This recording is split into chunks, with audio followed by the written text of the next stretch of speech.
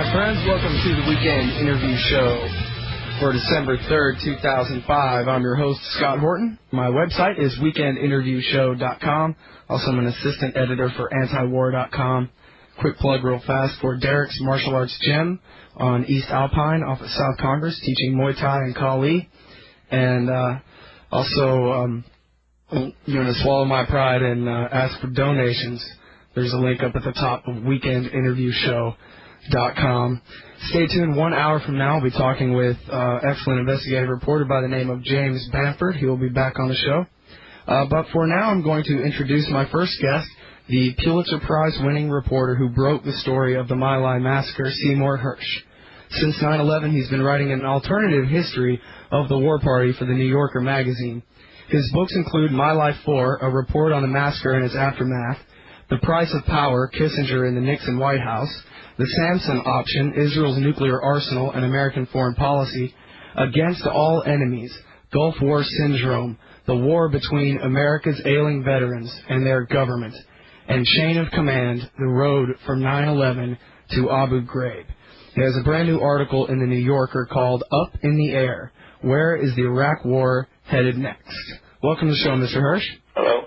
Bush has said just in this last week that he will settle for nothing less than, quote, complete victory as pressure mounts in both parties for some sort of timetable for American withdrawal. And as this is happening, the Iraqis are preparing to have an election in just a couple of weeks to choose their new government.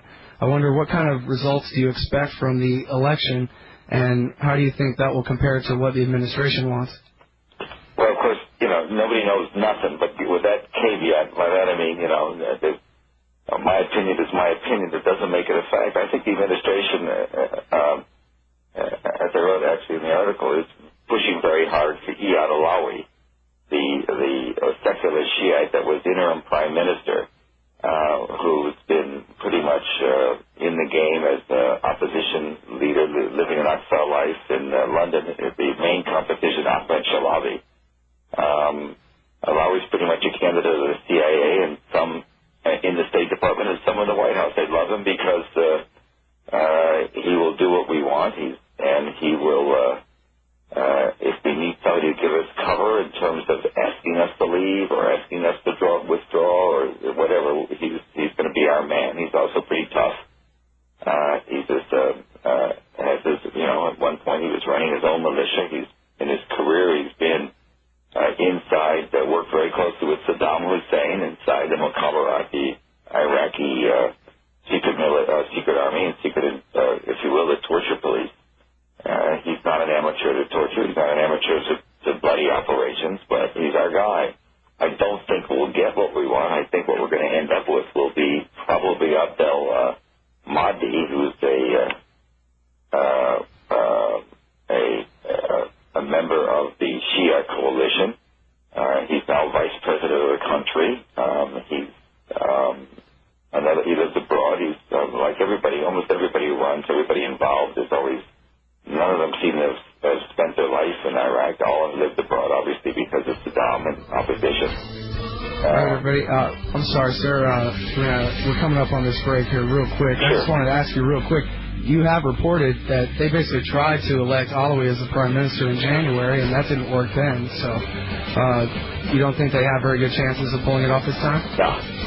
No, but they sure tried. They played the Chicago-style game in the American White House, the White House, but it didn't work then.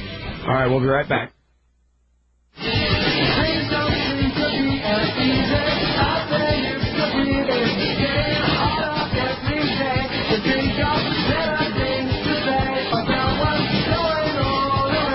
My guest this hour is Seymour Hersh.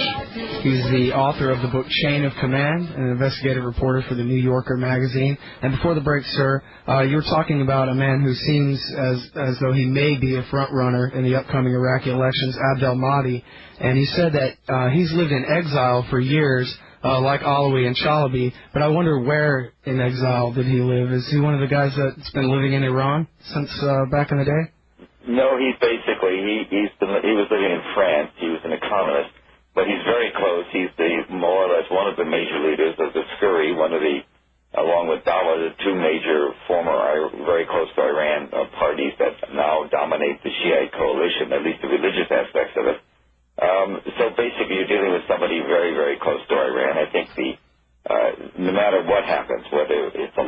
or whether it's Abdul Mahdi. And all of this is probably going to be decided in intense negotiations. This election this year is province by province. So you're going to see, you will see Sunnis because there's about 3 or 4 provinces around Baghdad that are very dominated by the Sunni Ba'athist parties. And that's where the insurgency is headquartered, obviously. And they will be in the new parliament. And the new parliament will pick its leadership, which will pick the vice president. And all of this is going to take a lot of negotiations. But this week, it can change. It's got another 2 weeks more, my flight to the election. Mahdi seems to be the guy that is sitting pretty right now. And it just means essentially that the big winner of this whole mess that we're in is going to be Iran. And the big loser, of course, is going to be Uncle Sam. Well, and the people of Iraq. Oh, yes, I agree, absolutely. Well, so it seems like the entire election would be in doubt when you look at the results of the constitutional referendum in October, where you had some provinces reporting 99% turnout for the Constitution. Those are Saddam Hussein election-type numbers, aren't they? Oh, yeah. I thought that, look, if you have any stake or, look, I think this is all a game that the Americans basically are interested in playing.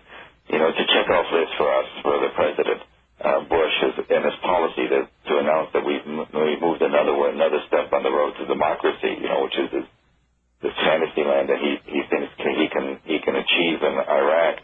No, there's no question. The Constitution, if you remember the Constitution, it is 3 provinces according to the actual rules. The 3 provinces voted against the Constitution. It had a 2/3 majority against it. It was defeated. And there's no question that in 2 of them this happened. And the 3rd, Mosul, Minerva province, the amount of fraud and jiggering of election ballots, the manipulation was just outlandish. I do know, I believe I've been told that before if you remember the election day, I think it was whatever day it was initially supposed to be August 15th, the election day. October 15th. Right, October 15th was extremely quiet. And it's my understanding that the resistance actually had been talking to the UN. The UN had an advisory role in the election process, which it still has. And they had made it quiet, not because of intimidation by the coalition forces and the American government, but because they decided they said to the UN, we'll do it straight, because if it's a straight, honorable election, you won't get your constitution to. We'll defeat you in 3 provinces. And there was a lot of a great deal of agitation among the Sunni resistance about the fraud that was involved. I don't know what's going to happen. Nobody knows. I think the Sunnis. I think the election will take place. That won't be spoiled by rioting and distress and disturbances. But I think afterwards, I think the Ba'athists are sort of curious, the Sunnis, to see what happens. But afterwards, I think we could even see a significant escalation already of the kind of damage we're having. When you speak of the checklist, the different things that Bush says we have to go through one step at a time, that cuts right to your current article in the New Yorker magazine, Up in the Air, where's the Iraq war headed next? And I've read a few different places where people say they expect major changes after the new year, maybe after the State of the Union speech. And you're saying in this article that the plan is to begin to bow to the pressure and pull troops at least to faraway bases rather than occupying the cities as they are now and replacing American boots on the ground basically with airstrikes. Is that right? Yep. I think that's look, air has always been the X factor in this war.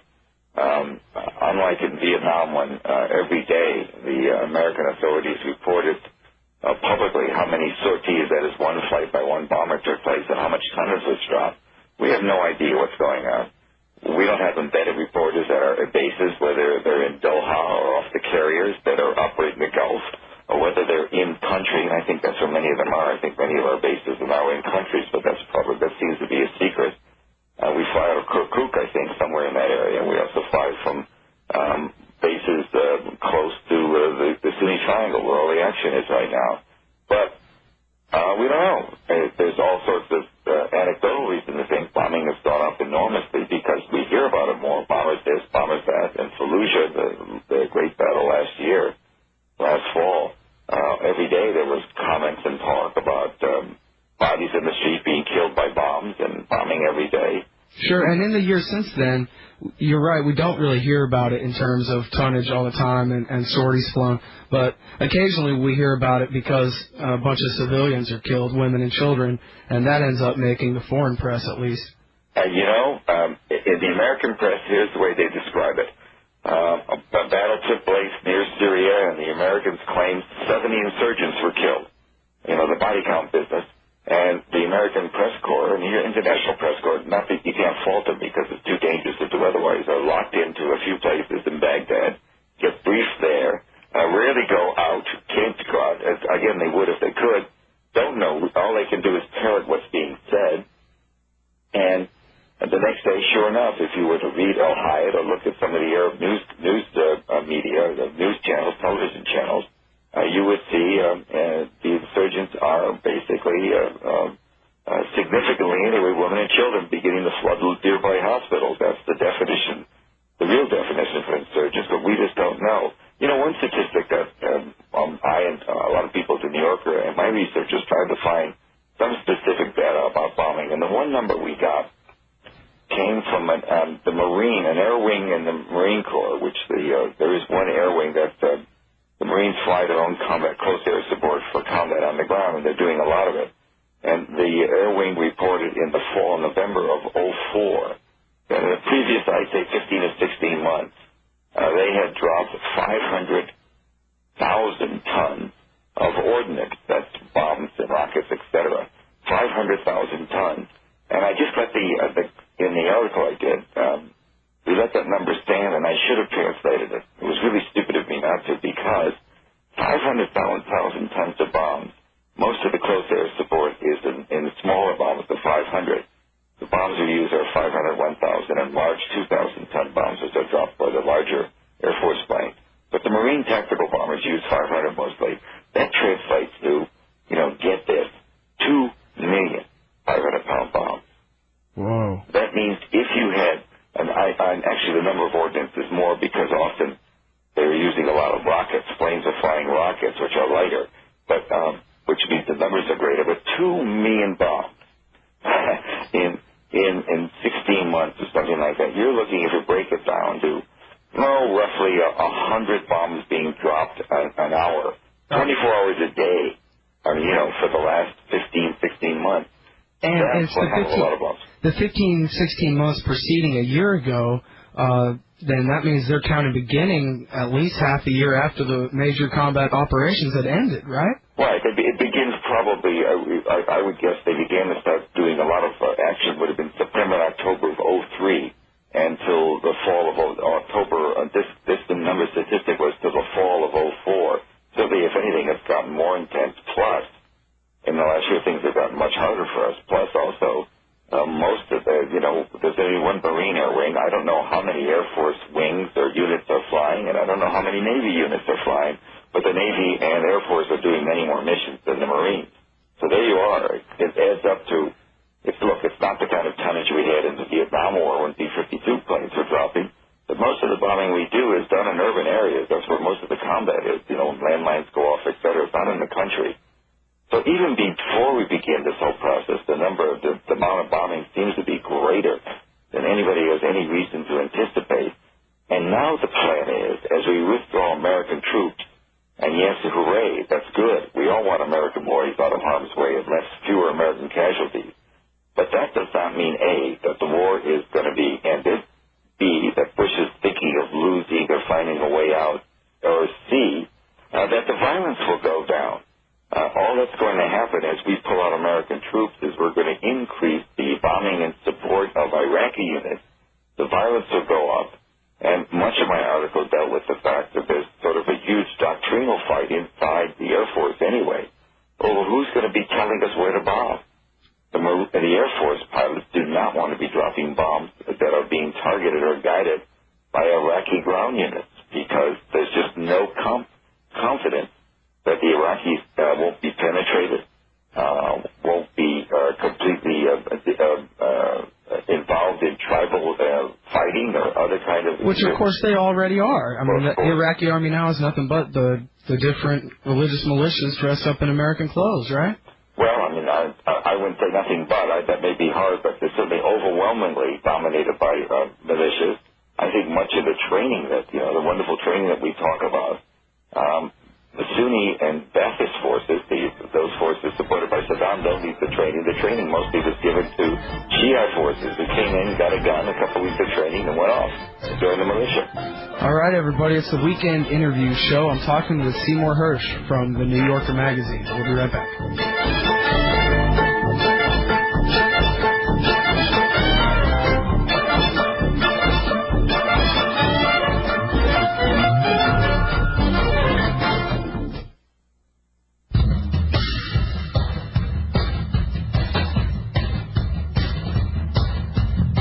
All right, my friends, welcome back to the Weekend Interview Show.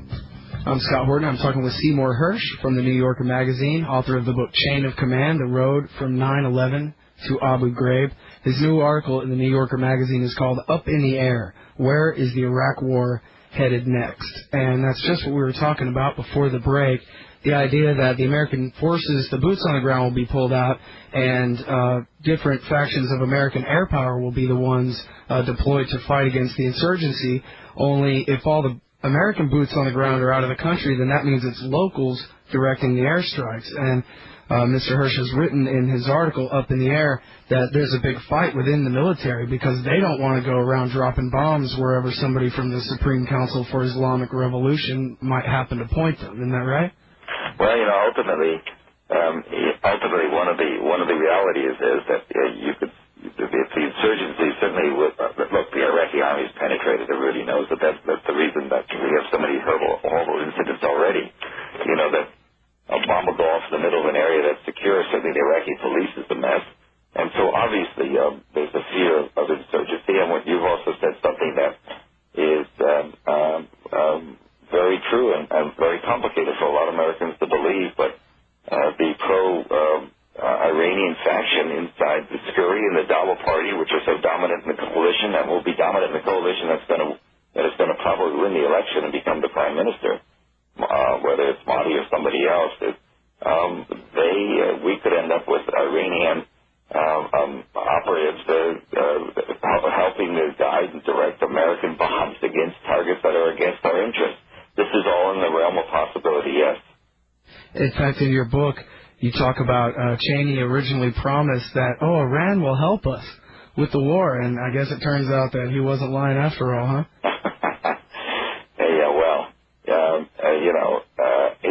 Let's think about those guys, Cheney and Rumsfeld and Bush. This is the trio that really run things. I think Condi's not in the first cut here. I actually think what's just scary is how much they really believe what they're doing, and they really believe, they really do believe. I can tell you that when Mahdi was here, the vice president of Iraq, the SCIRI guy, was here in Washington about 3 weeks ago, and at that time, some very, very serious people, not in the Bush administration, but very close to the family, very close to the Republican Party, very close to the power elite that run this country, visited Mahdi and basically said to him, look, you're probably going to make it, but we have to tell you something. It's our belief that it's over. Maybe everybody in Washington, in the White House doesn't know it, but it's over. You guys got to start planning. You and Iraq have to plan and anticipate a shutdown of American support and perhaps even a shutdown of American funds by the Congress. The American people have given up on this. And these people who are certainly inside the belt operatives, Washington insiders, were stunned because Mahdi then trotted off to the White House for the meetings that he had been promised with Cheney and others, and came back and reported, actually the White House just thinks they're winning, which they just may. Well, and that's part of your story here, Up in the Air. Your new article for the New Yorker is about, you say that the people who call the president by his first name and are invited to hang around with friends at Camp David, that they say, or Bush at least himself, really does believe that everything's going fine. You said in your article that he says, don't worry, 20 or 30 years from now, everyone will look back on this in hindsight and know that I did the right thing. Well, yes, it's not everybody that's at Camp David, but that some people who are very friends of him. This is complicated for me because I can tell you what I'm writing is accurate. It's just hard to get to too many details. Obviously, I don't want to get anybody crosswise with a long relationship. But people have had long relationship with the president, and I guess call him George on the weekend. They are at least one or two are concerned. Came away from one weekend concerned. I think it's too fair to say at least two are very concerned because the president is privately very confident. And although these have been hard weeks for him, everybody in the press tells us that one body blow after another, his polls are low, et cetera, et cetera. He can only, he doesn't travel except on military bases. He's sort of a captive. But this guy is very serene and sanguine in private, and does talk in terms of being judged not by today but by history, which means that I'll tell you what I think it means to me, which is very alarming, that this war is, the troops will pull out, there will be more bombing, and the answer to future increased insurgency activities, and it's going to increase, there's going to be more, will be more bombing. And we'll see just an escalation inside Iraq with more and more civilian casualties, and et cetera, collateral damage. I think we're just facing escalation without any way to stop it. By that I mean power. He doesn't care what I write or my colleagues in the New York Times, and the Washington Post, the mainstream press. He doesn't care what the networks say. He doesn't care what the Europeans say. He doesn't care what the Republican Congress people say. He doesn't even care what Scowcroft says. Well, apparently. He certainly wasn't bothered by what Scowcroft said. When you're talking about Brent Scowcroft, the good friend of the president's father, who publicly weighed in, and also don't forget Colonel Wilkerson, who worked for Colin Powell, who weighed in. I think we may see more people who served in the first administration, perhaps doing things publicly. But it doesn't bother him at all. He's just serene, they say. The impression I have is that he certainly isn't bothered by any significant degree. Well, they say it's the religious fervor, but I tend to think that that's just cover so we think he's crazy so he can get away with even more stuff. Anyway, we'll be right back. It's the Weekend Interview Show with Seymour Hersh on the line.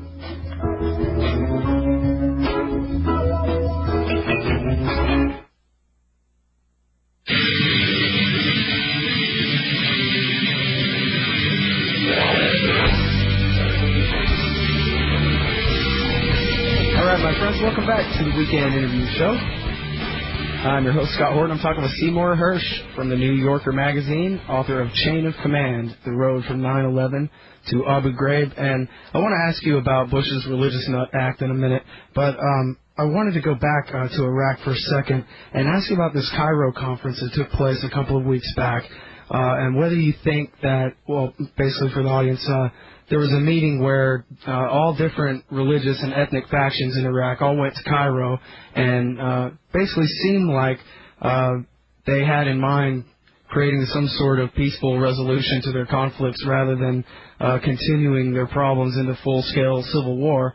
And so I want to ask you, Mr. Hersh, if you think that there was really much hope in what came out of that meeting for some sort of, Bush's dream to come true, that you have some sort of multi-ethnic republic set up there? Well, the Shia didn't participate fully in that. Oh, well, there goes that. They didn't. And so what you have is, basically what's going on, I think, above and beyond. And I don't know, it's funny, I only know what I've read. I've actually I haven't talked to anybody about the Cairo conference yet. But it was very interesting that everybody did call the various partners for American withdrawal. That seemed to be, including some Shia delegates, but there was some tension with the Shia there. And I think the issue is, what's going on now in 90% of the Islamic world is Sunni. Particularly if you add in the Indonesia, Southeast India, the Sunnis are very dominant in the Muslim culture, and there's a lot of anxiety about the spread of Shia.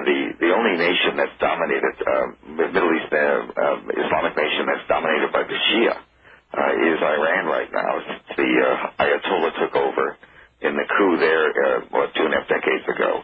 So here you have Iranian-style Shiism spreading clearly into at least the southern portion, and now much of Iraq if Mahdi wins the election. And that is alarming the Sunnis. And what's happening and this is something that just doesn't get reported very much, is that the Sunni world, particularly even the neighbors, particularly Saudi Arabia, which has a Shia minority that's quite agitated, most of them concentrated in the eastern provinces where the oil fields are. You have Egypt, which Sunni-dominated Egypt, and even Jordan, all of which are very concerned about the spread of Shiism into neighboring Iraq. And so right now I've been told that there isn't, for example, a major construction company in Saudi Arabia that doesn't contribute some funds to charities or other groups that funnel money into the Sunni resistance. The resistance is not short of money and arms because they are being supplied by the Sunni world. What we don't understand is that there's those right in front of us is as we fight this war, this seemingly internal war, is an external war. The Sunni world does not want to see the Shiites get control of Iraq. And so you have that on top of everything else, which is enormously complicated. Well, the Americans, that's what the Americans are really worried about, too. It seems like, I mean, we're up against the fact that our policy has installed the Iran-backed SCIRI and Dawa types in power. But if you think back just a few months, when Jafari and Barzani offered the Badr brigades and the Peshmergas to go put down the Sunni resistance, and the U.S. said, no, thanks, but no thanks. So really, basically now the U.S. is in the position of protecting the Sunni insurgent terrorist enemies from the majority that we've installed in power. Talk about irony of ironies. But one of the things that's happening is that there's also tension. You mentioned Barzani and Talabani. There's tension in among the Kurdish population, too. And Talabani, who's always been more pro-Iranian and very hostile to Barzani, has thrown in his lot pretty much with Mahdi and the SCIRI group and the coalition, which I think dooms any chance for Alawi. Of course, everything's fluid and flexible, but it's a powder keg. And we may not have a hell of a lot of control over what's happening. I like to think we can through the political process. And we think that if we can get an election and gerrymander enough votes for Alawi, a significant percentage, maybe in the bargaining we can probably force in Alawi, or at least force him to get into some major role. But it doesn't look good. It looks like as I said at the beginning, more and more Iran is the winner. Does this mean that at some point this administration will get realistic and begin to talk to Iran in a significant way? No. Faster, please. They'll just move on and invade Iran next, I guess, right? Well, no, I don't think. I think, a year ago there was a lot of talk, and I even wrote about the fact that there were many people inside the government who were predicting some sort of activity by this summer. But that was before a couple, this time a year ago, there was a lot of hard talk about doing something about Iran. But that was before oil boomed up. You had the problems with the oil that you have now, with oil being, the price going up so high, and a crunch on oil production as we keep on consuming, and there's no new supplies. And Iran now is a significant force in the oil world. Produce almost 4 million barrels a day. They sell mostly to Japan. It seems that this administration, by talking to Iran in a significant way, could really improve its position. But Bush doesn't talk to Iranians. He doesn't talk to the Syrians. And he gets away with it. There's very little heat on him. If 2 3-year-olds are fighting in a schoolyard, the nursery teacher would say, okay, you two little boys, full of energy and feistiness, you two talk to each other. We don't talk to people we disagree with. It's pretty amazing. So you really think the political situation here in America then will prevent the war from being expanded? Besides the oil prices, I'm thinking the politics of Hurricane Katrina and that kind of thing. Well, Katrina had an enormous impact in a funny way. As you mentioned, I did the Abu Ghraib stuff, and I also wrote the My Lai stories. And during the Vietnam War, where we had a similar situation, in the sense it was an unpopular war pushed by one administration after administration despite the fact they couldn't sell the war to the people. My Lai broke the back, I think, for Bush, for Richard Nixon in terms of what they called Middle America supporting the support for the war. One would think that the continuing stories about torture, not just Abu Ghraib, but at freed up other accounts, would have had the same impact it didn't have last year in the election. But son of a gun, all of a sudden, here comes Katrina, and everybody can see on cable, I hesitate to use the word news, the 24 24-hour cable news networks, all of a sudden you could just see, as the White House is blithely pretending nothing's happening, here are bodies floating in rivers, there are people starving and drowned and being, facing lack of water in Coliseums that the White House doesn't know about. And so the gross incompetence shown in Katrina somehow brought back, I think, helped unsettle everybody. I'm talking just vague, heuristic thoughts here. Helped unsettle everybody about the war. And also, in a funny way, the incompetence we saw renewed everybody's worry about what's going on there. Renewed the worries about torture in a way. Torture suddenly comes back as an issue for the unpopularity of the war, because it's clear that much of the stuff that the critics are saying is true, because the White House clearly doesn't have their hands on the control of anything. It's a very dysfunctional place, and it doesn't really have the hands on the war. And so what happens next?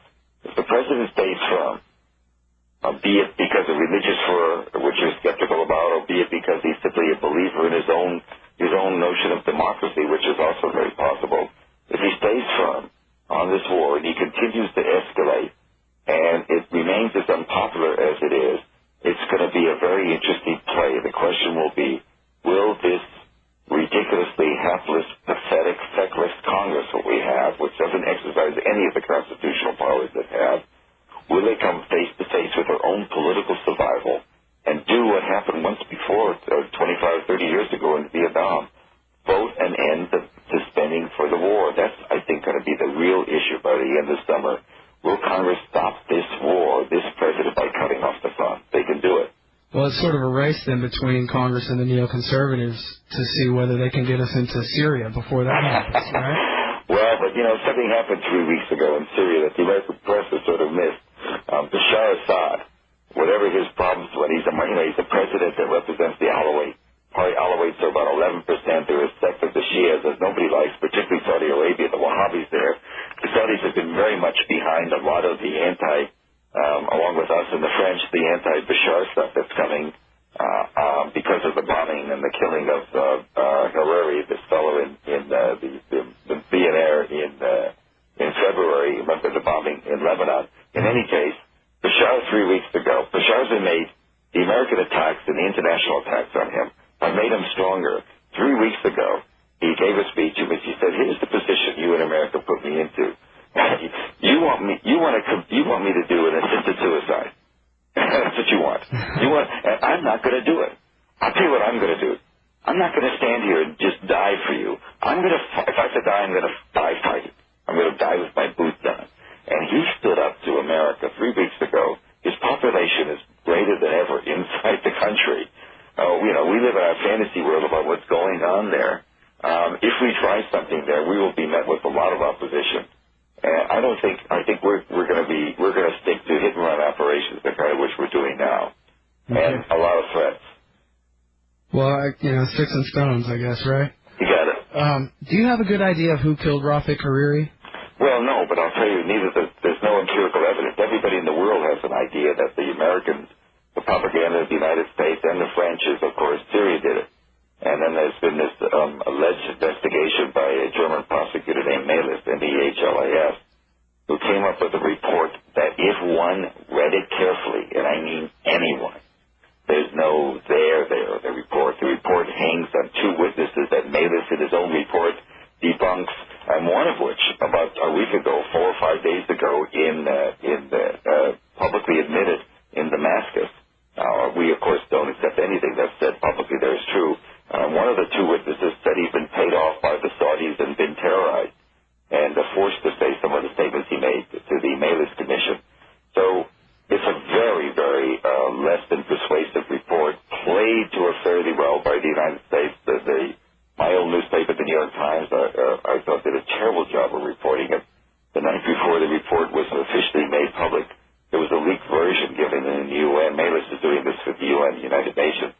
And the New York Times quoting a diplomat, not even an American diplomat, not even a Western diplomat, just a diplomat who clearly was either John Bolton or one of his aides, saying this report makes it clear that the leadership of Syria is running a murder incorporated. This goes right to the top. The report did nothing like that when it came out the next day. The Times never apologized for the slanderous stuff there's nothing wrong with using anonymous sources as long as it's clear they've been misleading you, you take a second breath. Anyway, the reality is there's no empirical evidence about who killed him. I can't rule out Syria. Maybe they did. I can't rule out anybody. One of the issues going on at the time was there was a lot of money stuff going on. Hariri was involved in intensive negotiations for a multi-billion-dollar cell phone business in Damascus, along with actually the president of Lebanon. It's also corrupt. But just who killed him, we don't know. But Syria has certainly been blamed. It's a major propaganda victory for the White House and for the French and for the Saudis, all of whom wanted to see this happen. But it doesn't mean it happened. All right, let me ask you about Plan B. I know that you've relied, it's in your book and in some of your articles, you've named Philip Giraldi, a former CIA covert operative, as a source of yours. And I interviewed him on this show, and I asked him about your article, Plan B. In fact, I think he was one of your sources in that article. What was the article? Remind me. Plan B, the Israelis and the Kurds. Oh, yeah. Yeah. So Philip Giraldi said to me on this show that some estimates are as high as 800 Mossad and Israeli military intelligence operatives up in Kurdistan, not just training Kurds, but bonding them up as well. I wonder if you can elaborate a little bit about Israel's relationship with Kurdistan. Well, Phil Giraldi, is one of the editors of a newsletter that's done for a number of private clients, along with another former colleague of his, that is I think amazingly reliable. Phil worked for the agency for about 20 years and then did consulting work. I've known him a long time, and I do think we could disagree on a lot of issues, but I do think he has very good contacts. And so, indeed, in this case, look, all you have to know is this. There were at one time 400,000 Iraqi Jews, people of Jewish faith living in Iraq, that over the last 40, 50 years, because of the same thing that happened everywhere in the Middle East, were forced out because of the Israeli-Palestinian crisis. Once that began, it made it very hard for Israelis, for Jews to live anywhere in the Middle East. I can't tell you how many of those Jews ended up in Israel, but a significant percentage did. They went all over. And obviously Israel has an enormous intelligence capability inside Iraq. And there's no question that the Israeli operatives can pass for anything. Israel is very competent, at least used to be competent.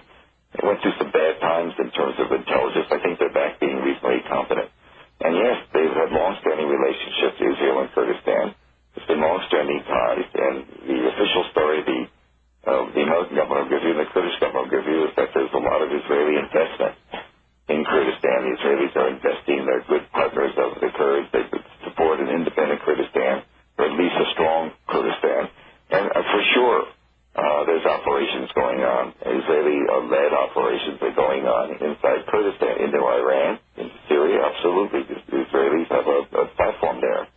Well, if the Israelis are using the Kurds against the Arabs in Iraq, then... Well, I wouldn't say that. I think the Israelis and the Kurds are working together. Oh, yeah, but I mean, if they're provoking more conflict between the Kurds and the Arabs in Iraq, then that makes it more difficult for us if we're trying to push all these ethnicities together and hold the country together under a new government, right? Well, I mean, it seems like we're working at cross purposes with the Israelis if the Israelis are just teaming up with the Kurds when we're trying to team up with all sides. The Israelis are teaming up with the Kurds. Yes, I would argue. I think common sense would tell you certainly they're as uninterested in Iran. For Israel, Iran's the existential threat. A nuclear bomb in Iran is an existential threat. They do not want Iran to spread its influence, so they would be working very hard with certain Kurdish units to try and minimize the incursion of Iranian influence inside the new government of Iraq. Absolutely, that would be in their national interest, and that's what they're doing.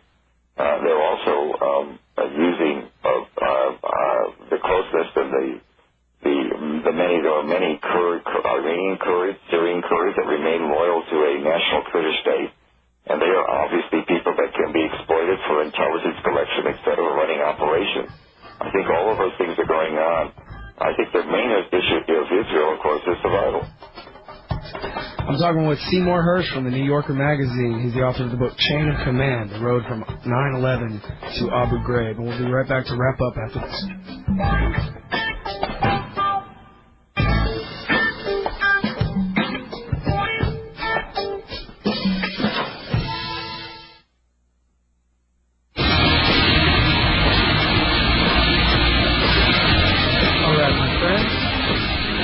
Welcome back to the Weekend Interview Show.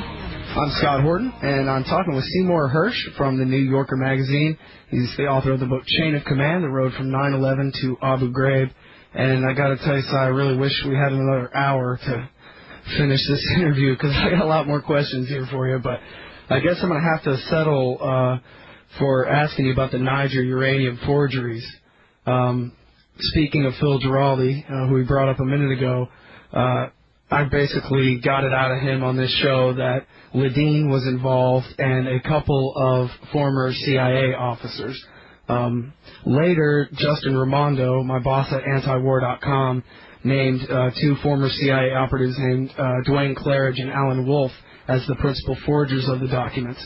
And I noticed the name Dwayne Claridge in your book, Chain of Command, as being closely connected to the Iraqi National Congress. And so I wonder if you know anything more about that you can add to my jigsaw puzzle I'm trying to put together here? No, I don't. I know that story that's circulating, that it all happened, and I've read there's been a number of stuff, a long series of articles published in La Repubblica in Italy, on one of the national newspapers there, published, I think, out of Rome. And I know the kid who did the writing, Carlos Bonini, who's a very competent journalist. So I read all this stuff with great interest. I'm not persuaded that anybody really knows who did the papers yet. Alan Wolf was the former station chief. He passed away a few years ago. Very competent guy. Anecdotally, I've heard his name mentioned, but I haven't published it because I just couldn't confirm what happened. I wrote, as you know, I wrote about this for the New Yorker. I wrote a long piece very early about the Niger forgeries, long before Joe Wilson went public. Mm-hmm. And they were obvious forgery, very bad forgery. The one thing that makes me a little skeptical of Michael Ledeen is certainly really smart. I disagree with everything. He and I are on the other ends of the world. But it's such a bad forgery. I mean, it's such a bad forgery. It was a forgery that was discovered initially by officials of the International Atomic Energy Agency, a guy named Jacques Bout, who's one of their investigators. When they first found the documents, when they were first given to them, I think by us, it took Jacques Bout about 20 minutes, 30 minutes on Google to prove that they were no good. At least to begin to unravel them. They're very early on. So you think Ledeen would have made sure that whoever was working for him would have done a better job than that? Probably. Common sense says they would have done a better job. It was such a bad job, and we just don't know. But the one thing that we should be interested in and remain interested in is the Patrick Fitzgerald investigation. I think he's formidable. You think it will expand to where the forgeries actually came from? Well, the FBI has been actually looking at it, and everybody poo-poos it, but I think the FBI, they may not have made made it the highest priority investigation. They looked at it, and as I wrote much later, I think I quoted a senior FBI official as saying that they were pretty sure it was an inside job. In other words, that would buttress the notion that somebody connected with the intelligence committee could have done it for a variety of reasons. One, really, to be honest, to embarrass the administration. That's always been the theory that I've had, but we don't know. It's a lousy forgery. It was taken as face value by these wackos that run our government, and it shouldn't have been. But anyway, there we are, over and out. Thanks for having me. Oh, I appreciate having you on very much, sir. Bye-bye. All right, thanks a lot.